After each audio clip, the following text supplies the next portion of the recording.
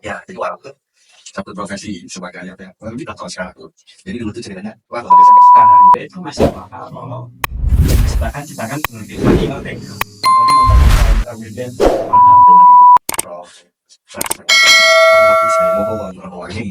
Nah kita tuh jadi buku tuh pertama kali bahan bakunya itu terbuat dari papang. Yang mana papang ini terbuat dari tangan liat. Papan itu bukan pakai kayu kan itu dengan tangan liat buat bapak kampus udah buku itu bukan untuk dibaca, bukan dijadikan produksi pengetahuan dirinya, itu untuk diwakafkan. Saya buku yang baca kan itu. Nah, karena bahan waktu ini buku pada saat itu sangat berat sekali.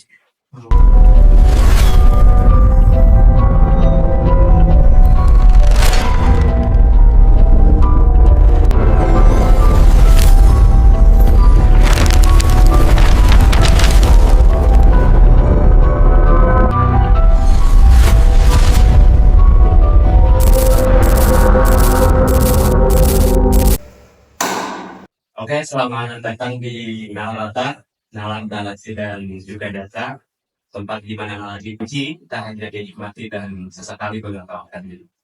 Pada kesempatan kali ini, kita akan berbincang-bincang dengan salah satu sahabat yang ada di samping atau juga di depan saya.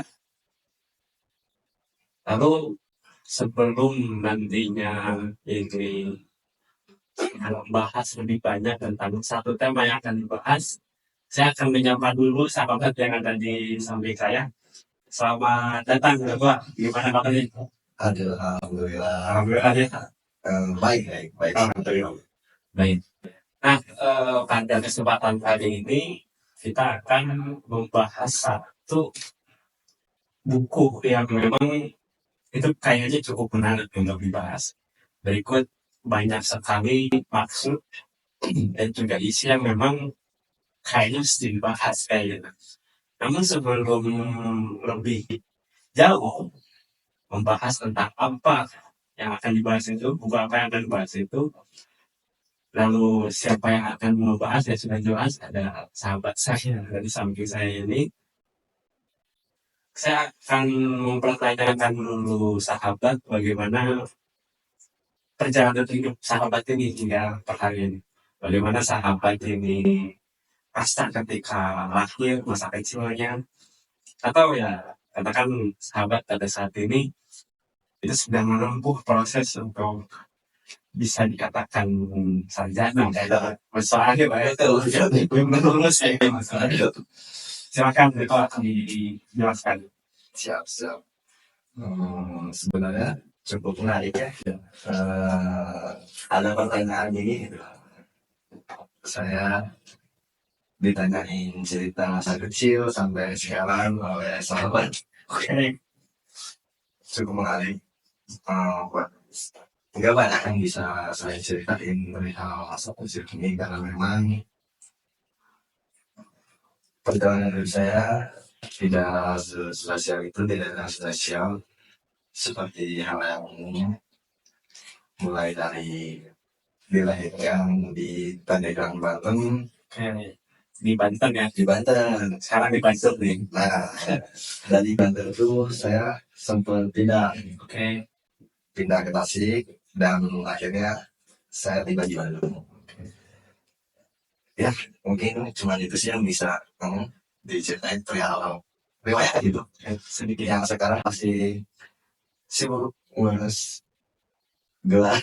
Nah, ini ya, meskipun semua sebenarnya itu cukup Betul sekali. membosankan kayak gitu. Oke. Ngomong-ngomong perihal tadi yang sudah dideskripsikan ya selain hidup berikut deskripsi, saya akan mempertanyakan sedikit lagi perihal riwayat hidup gitu. Bagaimana sahabat ini menjalankan aktivitas pada ya katakan sahabat dalam menjalani prosesi sebagai mahasiswa kan. Sebagai mahasiswa, Bagaimana sih sahabat merasakan posisi sebagai mahasiswa berikut harusnya kayak gimana sih mas saya lebih jauhnya tapi kalau pembahasannya tadi itu Saya bingung juga ya ngejawabnya seperti apa, karena eh, hidup saya itu biasa-biasa saja dengan masakan. Tidak ada bedanya lah, tidak sespesial orang-orang seperti apa lah gitu. Saya menjalani kehidupan mahasiswa, eh, mungkin bisa dibilang sekedar melanjutkan hidup. Oke. Yang tak lupa ya, saya bersyukur lah sebagai manusia yang khususnya di spesialisasi menerangkan. Iya. Salah satunya saya bisa buku, dan dalam ranah mahasiswa ini alhamdulillah juga saya nggak bisa, bukan nggak bisa, tapi lebih didekatkan lagi, semakin didekatkan dengan putus. Itu memang harusnya enggak ya. Oke. Ngomong-ngomong perihal buku, jadi sahabat harapan bahwa kita akan membahas satu buku yang cukup menarik kayak gitu. Dimana perbacaan berikut sinopsisnya bahwa buku ini merupakan buku yang membahas buku kayak gitu. Bahwa ya kalau kita bicara buku itu cukup banyak lah permasalahan berikut permasalahan yang memang seharusnya dibahas kayak gitu. Bahwa buku merupakan puncak tertinggi daripada sumber pengetahuan itu sendiri, meskipun bahwa pada hari ini kita disibukkan dan juga dihadapkan dengan data virtual kayak gitu. Kayaknya kalau aku yang bahas ini menarik sih gitu ya, yang kurang etis nih gitu, karena ada sahabat di samping saya yang baru cukup segar lah bahas buku itu kayak gitu. Gimana sahabat mau menjelaskan buku apa pada kesempatan kali ini? Nah, jadi kesempatan saya itu sejujurnya baru selesai baca buku perpustakaan kami, sahabat. Iya. Karangan kamu nih, Iya. ini bukunya, ini karangan nih. Ceritanya sangat menarik dan sangat banyak sekali yang bisa diambil gitu ya. Cuman ada, bagi saya ada satu bab lah yang cukup menarik, yakni di balik sebuah buku. Iya. Judulnya itu menarik bagi saya karena di dalamnya tuh ngebahas buku. Iya. Karena memang sejauh ini kita kan baca buku layaknya biasa lah. Iya. Cuman nggak banyak juga loh yang tahu sebenarnya asal muasalnya buku, sejarah Firman kayak gimana. Iya. Maka saya cukup menarik lah buat ngebahas ini dulu gitu. Oke. Judul buku itu cukup nyentrik lah katakannya, karena judulnya perpustakaan Amin. Ya, kayaknya sebagian orang akan terdistorsi kayak gitu dengan judulnya. Ini maksudnya apa sih kayak gitu? Udah lalu perpustakaan, tapi kelaminnya gitu. Sangat beda gitu. Sangat beda dengan judul-judul buku pada umumnya ya gitu ya.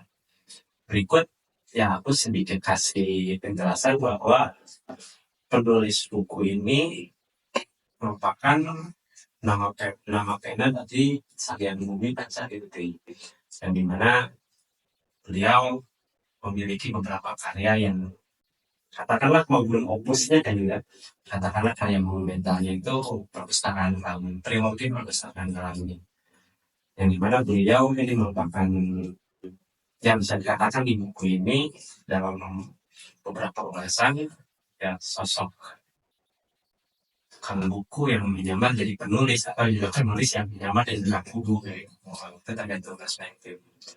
Nah, berikut tentang isi tadi udah coba disuntik kayak itu, udah coba dikasih beberapa spoiler bahwa buku ini yang dijelaskan kayak buku yang dijelaskan buku kayak gitu. Yang berikut pembahasan lainnya. bagaimana sih gitu maksud dari perpustakaan Fadil itu kayak berikut isinya itu secara berurutannya itu ngejelasin apa sahabat. Oke, oke, oke.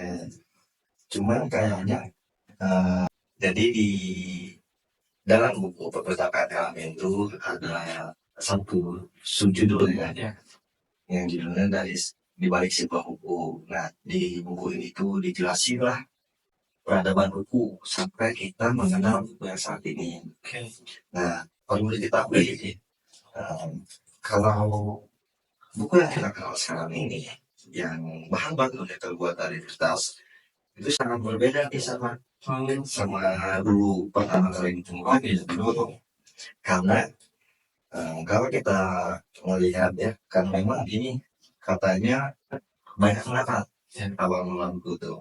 Kalau kita lihat di temuan Prof. Franz Kamu makin saya. mohon Magis. Nah, kita tuh kita. Jadi buku itu pertama kali bahan bakunya itu terbuat dari papan. Yang mana papan ini terbuat dari tangan dia. Nah, karena bahan baku ini buku pada saat itu sangat berat sekali. Sangat sangat sulit lah untuk kita bawa sehari-hari. Papannya itu bukan pakai kayu gitu, pakai tangan dia. Tangan dia. Yang menarik itu dari tangan dia. Dan hurufnya pun masih berkulit baji. Baji itu semacam kasar yang kayak pahala gitu. Iya, iya. Nah, itu.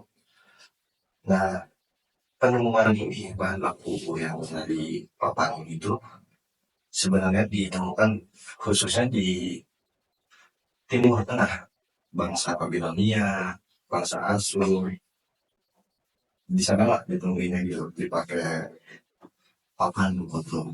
Nah, terus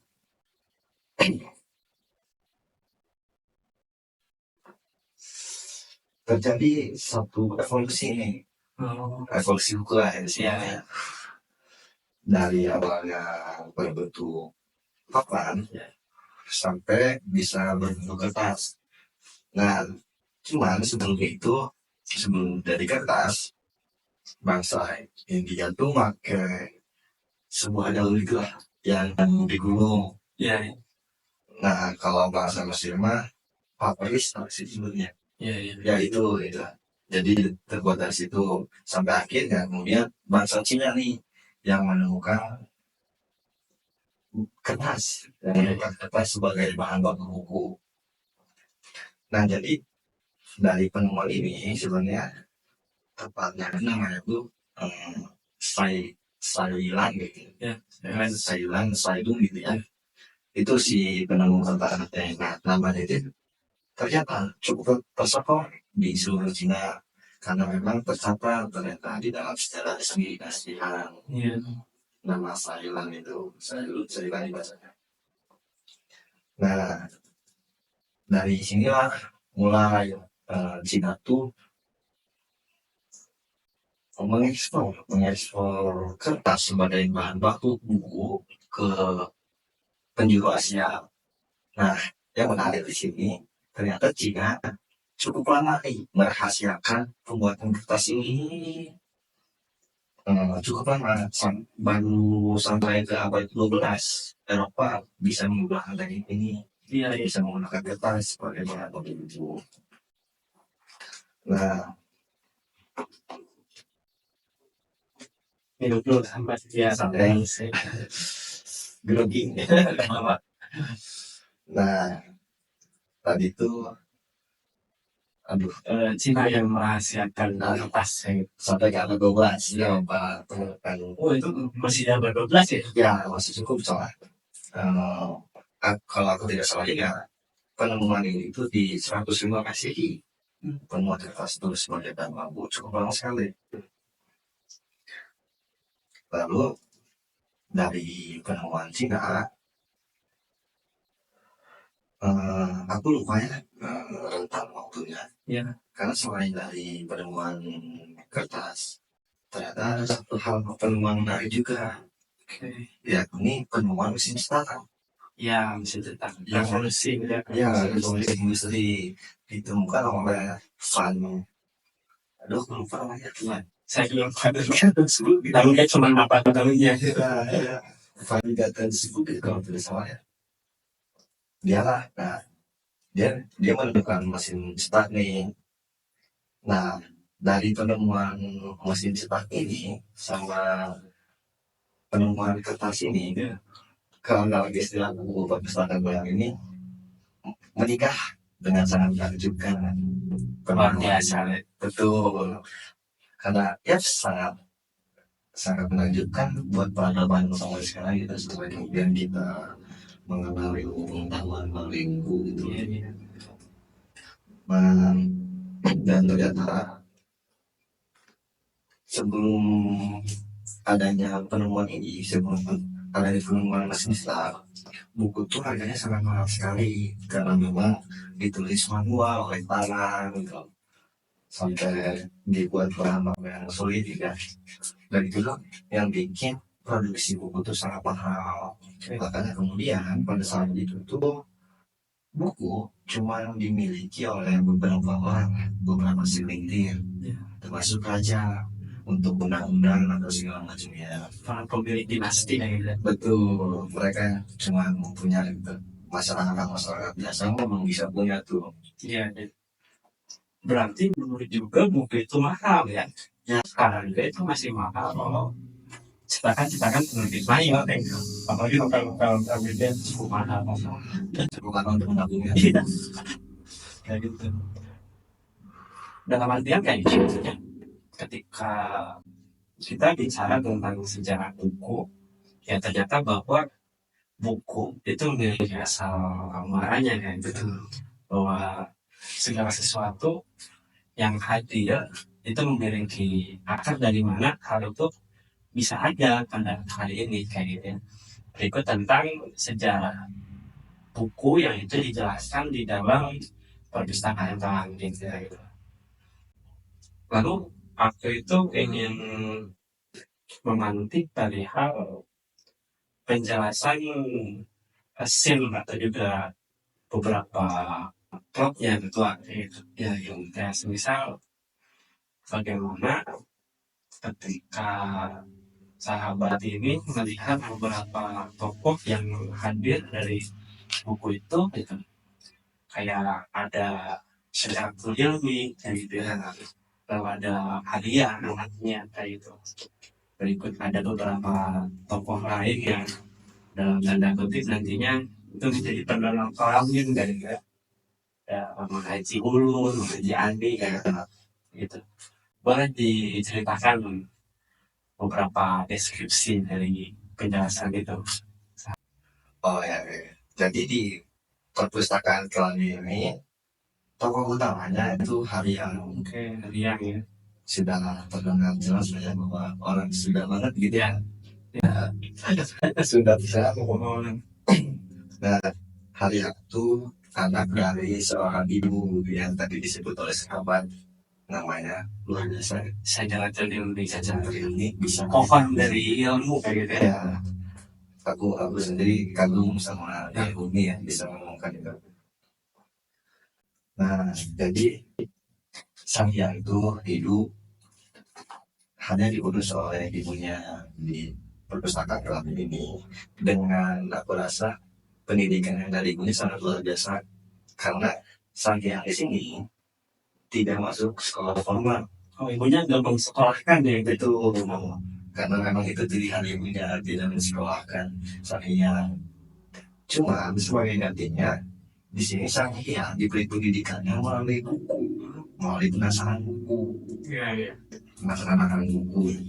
Nah, dari sinilah kemudian walaupun sang Hyang tidak sekolah secara formal, ya, tapi ia tetap mampu membuktikan dirinya gitu, sebagai manusia yang berpendidikan. Atau dalam bahasa ilmu elgan sebagai manusia yang berpikir gitu, bisa berpikir ya. Betul. Karena kan dengan pendidikan ya salah satunya untuk berpikir ya. Terus ada Kang Ulu gitu. Ya itu mah tokoh-tokoh yang pendukung lah kalau cerita dari sini ya. Cuman ya secara garis besar ya di sini ada sang Hyang, ada Haryang Ya. yang sebagai manusia biasa gitu, yang diberi pendidikan oleh ibunya untuk sangat menjunjung tinggi sebuah buku gitu. Yang bahkan di buku ini dipertemukan antara buku dan flaming. Iya. Satu hal yang memang ingin aku tanyakan kembali hal penjelasan Bapak tadi, satu cerita apa sih yang tertuang di dalam buku perpustakaan kami ini, meskipun banyak adegan ceritanya kan gitu, yang menurut pembaca yang secara usia sahabat ini itu cukup dramatis kan. Cukup dramatis ketika bicara bahwa buku ini merupakan sumber atas pengetahuan dan bagaimana bahwa Saidatul ini dia menerapkan metode pendidikan ke anak-anaknya dengan menggunakan buku, dan ya tanda kutip harian ini dia bisa memaknai perjalanan itu kayak gitu. Ada satu cerita apa sih ya kiranya bahwa ya ini bukan hanya menjadi pelajaran untuk harian itu sendiri kayak gitu, tapi untuk kita semua gitu. Silahkan diceritakan sahabat gitu. Jadi bukan hanya pelajaran untuk kalian yang sudah Iya. menarik. Kalau ada beberapa lah ya yang saya pribadi bisa mengambilnya gitu, dan bagi saya pribadi cukup luar biasa gitu buat pembaca, buat memikirkan pembaca gitu. Karena di sini ternyata kamu ini bisa membawa harian sebagai manusia yang tadi diberi pendidikan oleh ibunya tidak sekolah formal, tapi dengan buku itu bisa menunjukkan bahwa ternyata buku itu memang jendela dunia. Dan melalui buku, secara ilmu pengetahuan yang dulu dari awal dulu sampai sekarang kita bisa mengenalnya melalui buku. Nah, maka di sini hal yang langsung didikan oleh ibunya untuk sangat mengagumkan buku sampai-sampai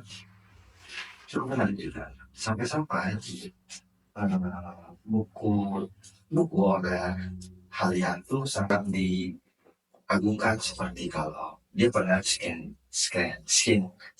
buku ini jatuh dalam halian, dia sampai gimana ya, kayak gitu loh Ya kayak ada kesan yang memang cukup rumit dan seolah-olah logis, tapi dibetulkan loh ada gitu ya. Betul itu. Jadi kayak yang merasa harga sebagai manusia gitu sangat luar biasa gitu, dalam menjalani kehidupan yang sangat berbeda seperti anak-anak muda. Karena kita bisa bayangkan ketika dia masih kecil melihat teman-temannya berangkat ke sekolah formal, sedangkan dia tidak bisa melihat anak-anak sekolah pakai seragam yang sama, berangkat daily dan pergi ke sekolah, sedangkan dia tidak bisa. Itu cukup menarik buat saya pribadi. Ada satu cerita yang dijelaskan di buku perpustakaan kami ini yang kira itu cukup berkesan, cukup menarik. Ketika di awal buku ini itu dijelaskan bahwa harian ini dia memiliki rasa skeptis dan juga penasaran. Maksudnya dia penasaran terhadap aktivitas ibunya yang setiap malam itu masuk kamar gitu. Tapi dalam catatan bahwa kamar itu belum sekalipun didatangi oleh harian dari ketika ia lahir sampai pada hari itu kayak gitu. Sampai singkat cerita di mana harian itu sering ketika dia itu disuruh tidur kayak gitu, kalau bahasanya kayaknya dia disuruh tidur oleh ibunya, terus ya ibunya melihat lampu kamarnya udah mati kayak gitu, dan dalam catatannya harian nanti dia udah tidur kayak gitu.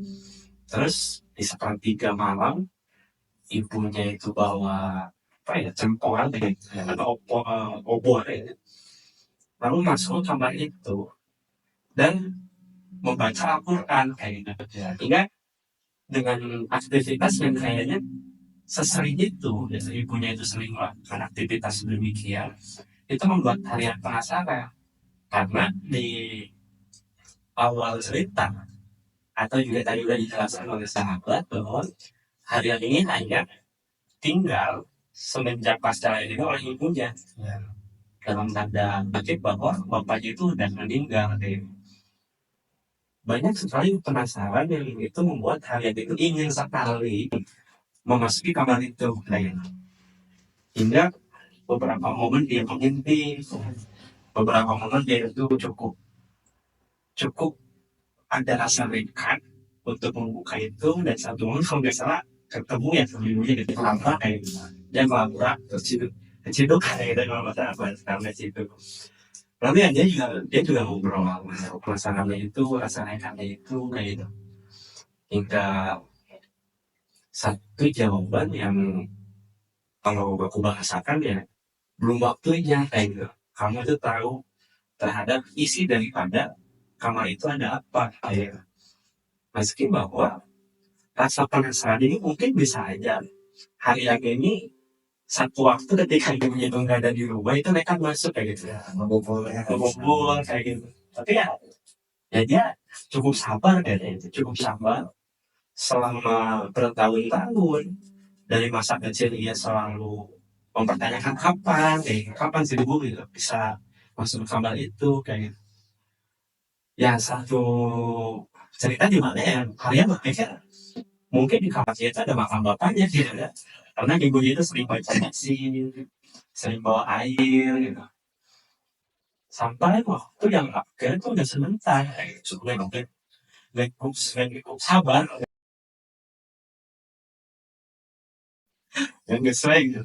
Tapi hari ini ya kalau kurang lebih dua sama satu 2 tahun itu dia menaruh diri ingin masuk kamar itu kayak gitu.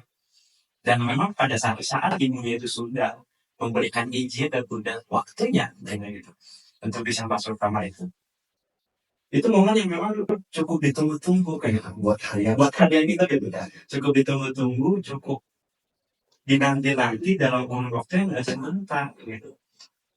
Singkat cerita ketika ibunya membawa ayam masuk nggak ada apa-apa kok gitu ya. Tapi dengan sabar yang isinya banyak buku kayak gitu. Nah maksudnya ya mungkin bahwa ini banyak sekali pesan kayak gitu. Banyak sekali pesan ketika 20 tahun kurang lebih bersama masa di mana kalian ya cukup sekali menunggu dengan rasa sabar, dengan rasa di mana dia menerima bahwa ibunya dia belum mengizinkan untuk dia bisa membuka buku, untuk membuka kamar itu. Lalu dia kenapa kayak gitu? Ya ternyata jawabannya cukup menggugah realitas dan juga posisi manusia sekarang kayak gimana ya.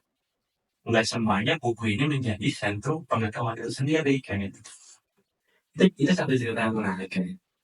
Cerita di mana ya hal itu menjadi pesan untuk kita semua kayak gitu. Syajaratul Ilmi dia mendidik anaknya bagaimana hari ini agar bisa cinta terhadap ilmu itu dalam kurun waktu 2 desa lebih, agar kelak ibunya itu nanti tidak ada, dia bisa melanjutkan aktivitas kebiasaan ibunya itu kayak gitu. Meski ya cukup cukup dramatis sih dari cukup dramatis, cukup berlebihan kalau kata kita sekarang, cukup berlebihan. Nah, awalnya sih kayak gitu ya, ngapain sih gitu menyembunyikan satu kamar ya gitu. Cukup lama sekali ya, biasanya cuma buku kayak gitu, cuma buku doang kayak gitu. Dan tiap malam ibunya pasti berkunjung matikan buku kayak ada itu kayak gitu. Itu cukup menarik gitu kayak gitu dalam satu scene dari penjelasan buku ini.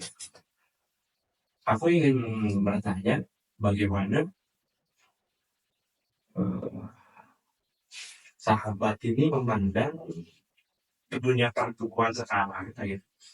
Maksudnya bukan percetakan buku kali, tapi di mana minat terhadap membaca gitu. Nah, terus minat terhadap membeli buku lah ya. Ketika melihat satu cerita dari perpustakaan Ramin yang itu memberikan cerita tentang perjalanan buku yang berasal tentang buku. Oh, yang memang sempat kita bahas di awal, buku itu sangat mahal, bukan sangat mahal sekali itu, dan sangat sulit didapatkan oleh masyarakat biasa seperti kita. Nah, cuman untuk sekarang dengan penemuan mesin instan dan kata sebagai bahan baku itu sangat sangat membantu dalam hal persebaran buku tersebut gitu. Cuma aku rasa aku pribadi kadang masih sangat sulit nih, ya masih sangat sulit untuk membeli sebuah buku. Iya. Dan sebenarnya aku juga bingung kan, kayak ini tuh memang harganya yang masih mahal Iya. atau emang ya saya yang tidak sejahtera gitu. Saya hidup di negara yang ya saya rasa saya sendiri masih sangat kesusahan untuk membeli sebuah buku.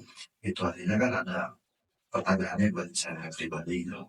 Kenapa kemudian dengan upah minimum gitu ya, yang kita dapat di negara ini gitu, berapa presentasi untuk membeli buku gitu. Dan tentunya hal ini berpengaruh ke minat baca, keminat membaca. Dimulai dari anak kecil yang sangat sulit mendapatkan sebuah buku selain dari orang tuanya, selain dari dia menabung gitu, uang jajan yang tidak seberapa.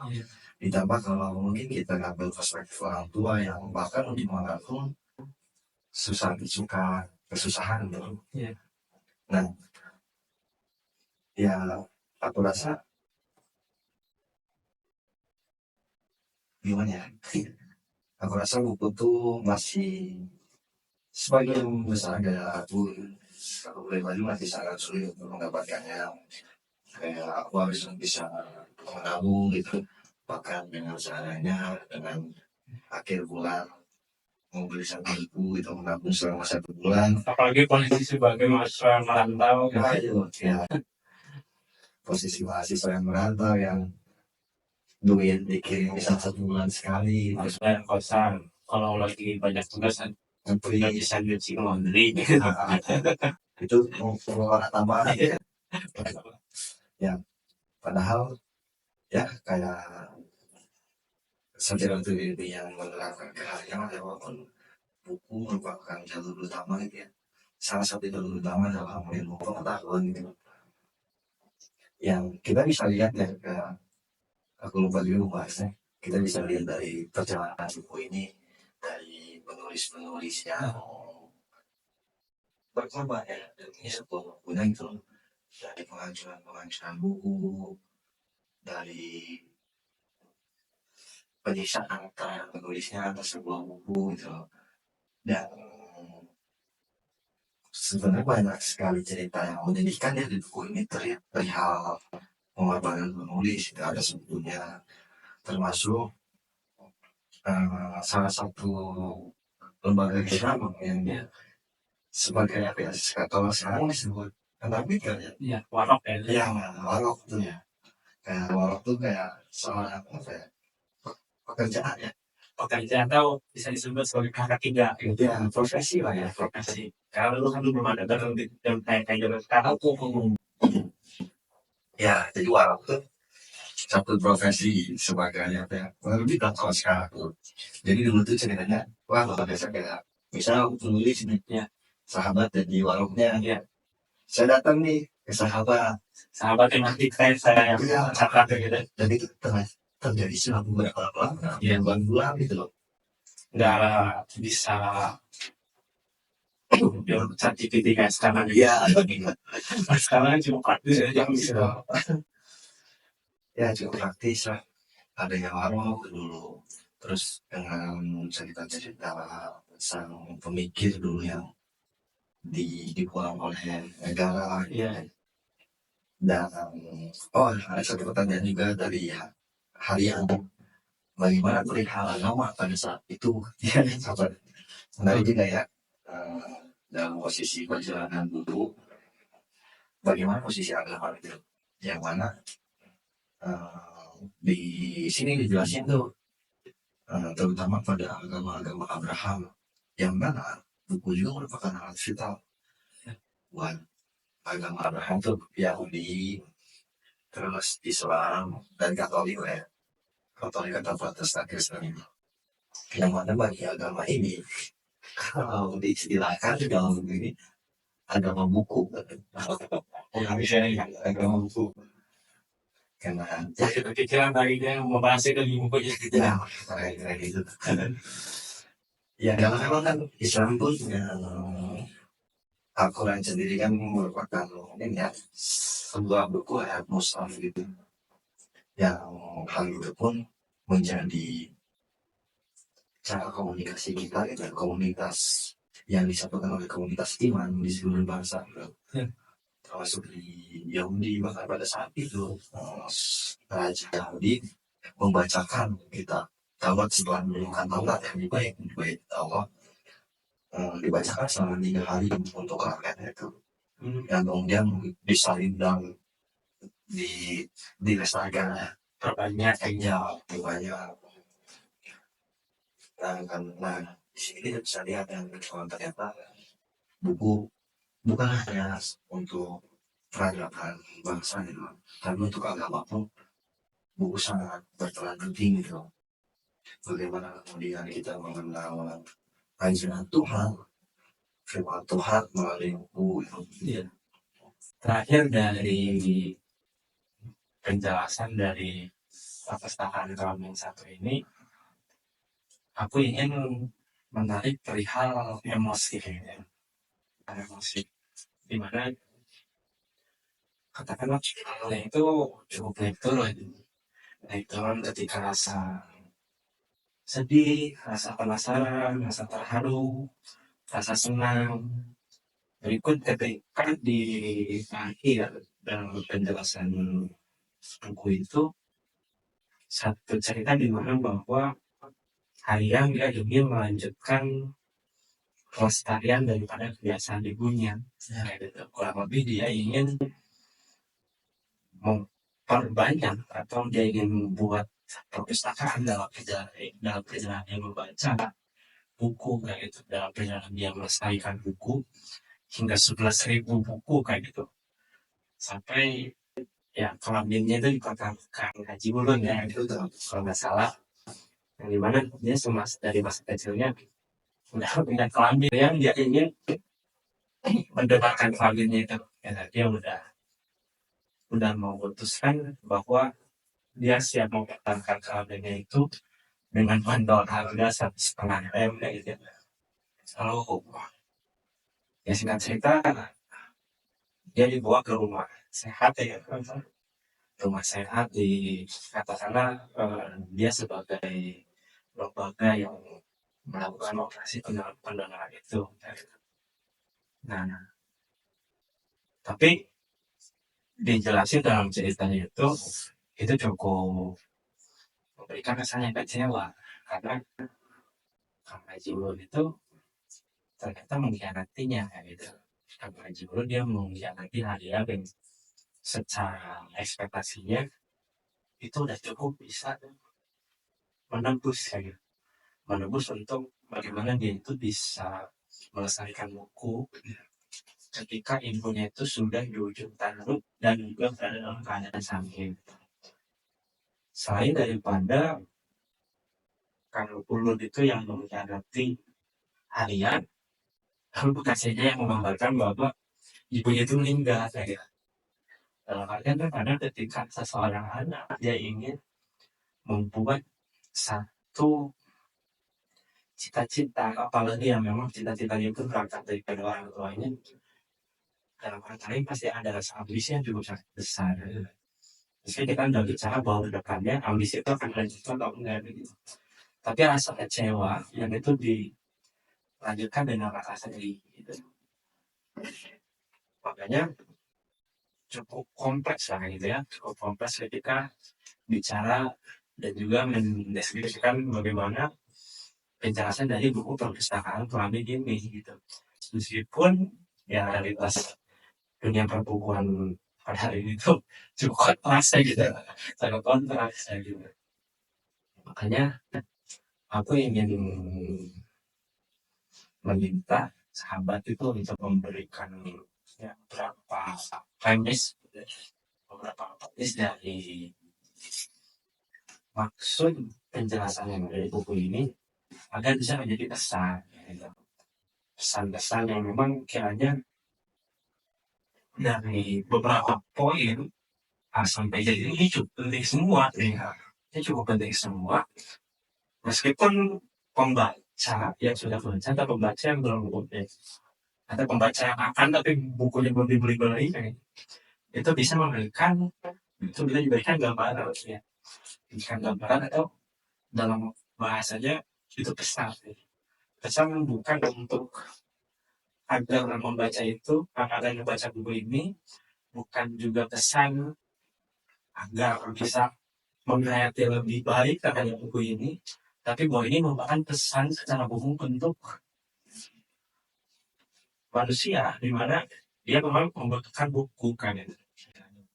Membutuhkan sumber pengetahuan yang dimana peradaban itu di kolektivitas kaum berikut ditaksir menggunakan buku dan sama penjelasan historis tadi cukup gamblang di mana dari mana awalnya buku ini, bagaimana keadaan dari dulu dan sekarang menjadi kertas dan dalam gitu. Seperti itu. Kalau boleh pinjam ya dari kalimat Sajang Tali ini, simak dari Harian sendiri, eh, yang selalu mengucapkan selama berbulan-bulan kepada Harian bahwa buku merupakan peradaban tertinggi umat manusia. Ya. Karena memang mengingat buku sebagai sumber ilmu pengetahuan dan itu menjadi sekaligus sumber ilmu pengetahuan dalam beragama gitu. Iya, iya. Karena dari ilmu pengetahuan, dari iman yang bisa terus dilestarikan sampai sekarang. Hal ini menunjukkan ya buat saya pribadi gitu ya. Buku tuh saya sangat setuju ya dengan Sajana Dalgevni bahwa buku menjadi peradaban tertinggi manusia yang bahkan kalau kata Sajana Dalgevni jangan pernah sekali memintanya, tapi kalau perlu kita harus berkorban ya, untuk mendapatkan buku. Demikian sih ya. Ya, demi sebuah buku lah kita jangan pernah meminta ya. Bahkan sesekali kita perlu untuk berdoa. Nah, dari premis ini saya menyadari bahwa buku yang kalau bahkan hari yang rela berkorban mempertaruhkan ekonominya demi sebuah buku itu kan menunjukkan kalau buku memang sangat agung lah ya, untuk Sebegitu pentingnya kita kayaknya. sebegitu pentingnya untuk peradaban kemajuan umat manusia. Dan ya mungkin itulah yang bisa premis yang bisa saya ambil gitu lah dari buku ini.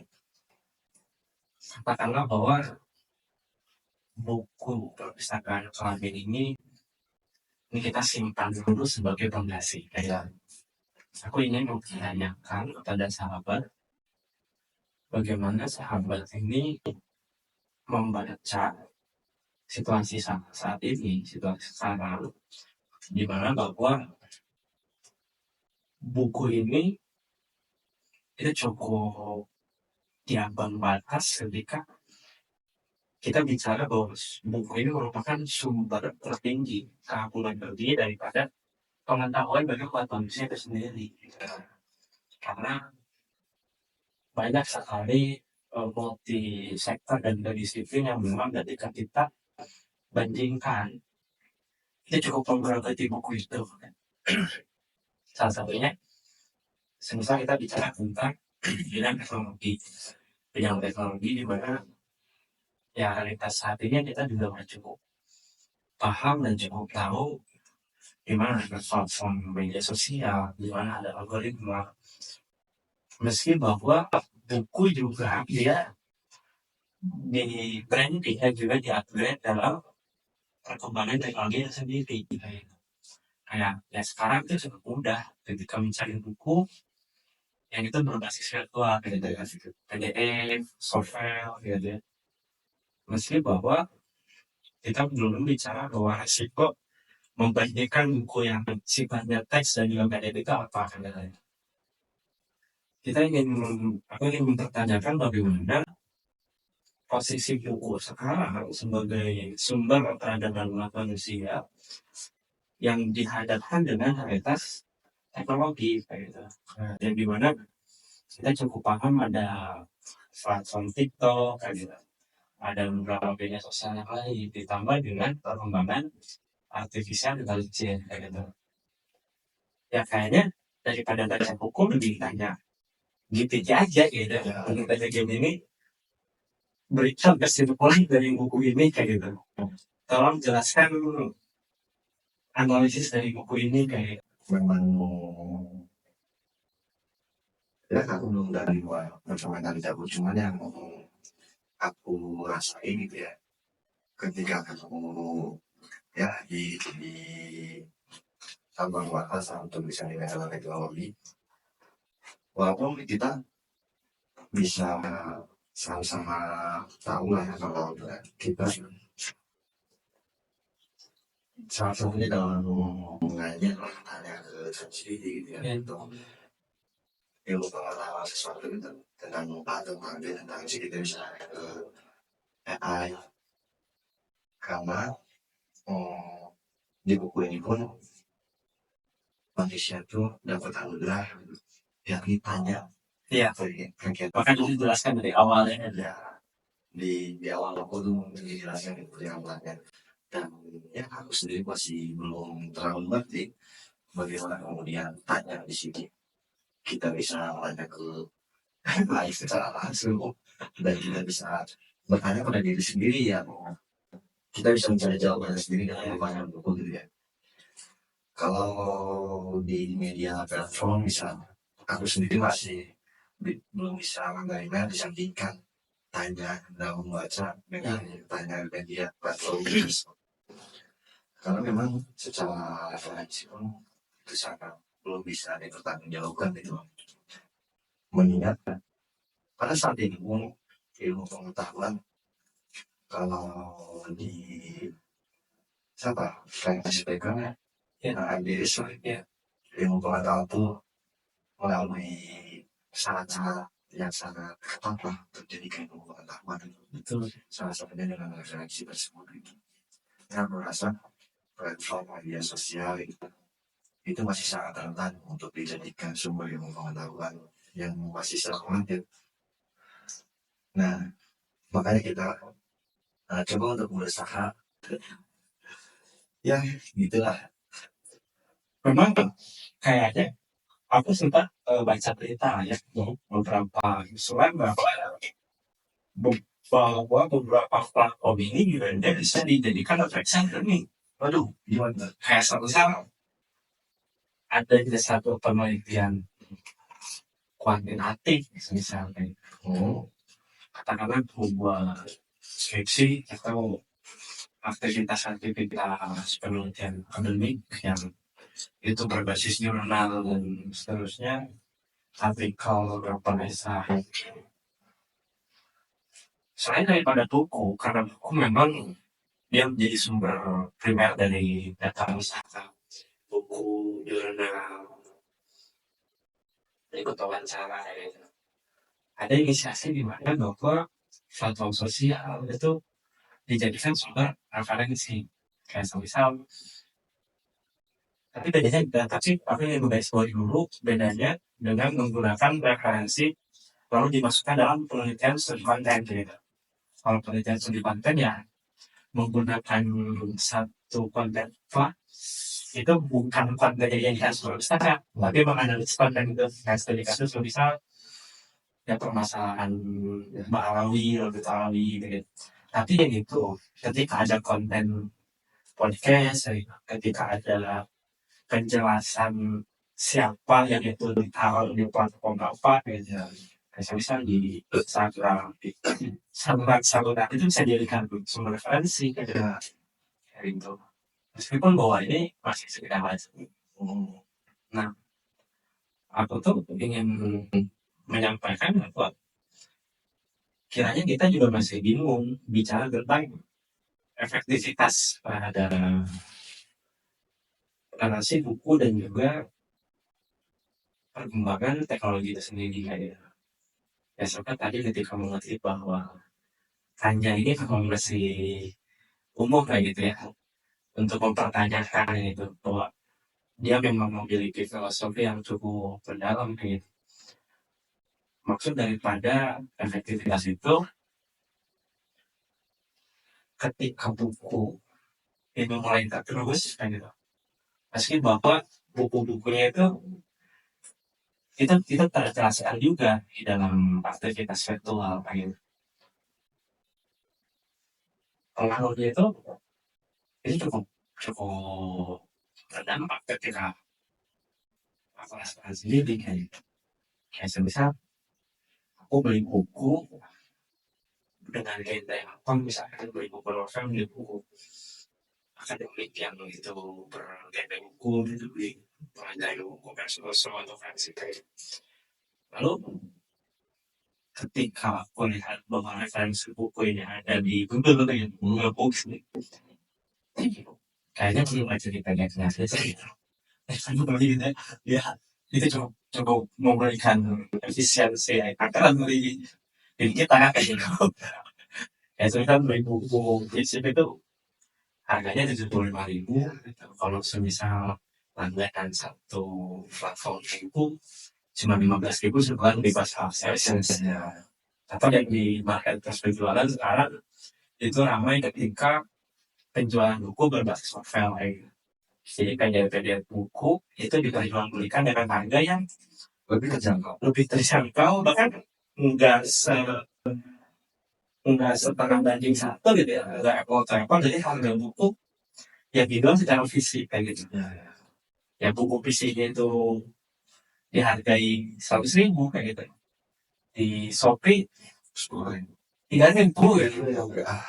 10.000 tuh udah buku yang cukup tebal gitu ya. Udah catat semua kayak gitu. Atau bukunya buku Latahja gitu. Itu udah buku yang di atas 700 halaman kayak gitu.